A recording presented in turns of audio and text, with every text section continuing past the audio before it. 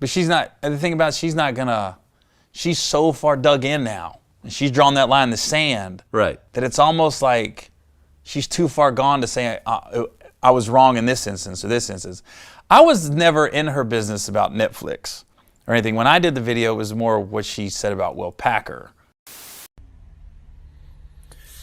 Whew. Man, Monique don't stop.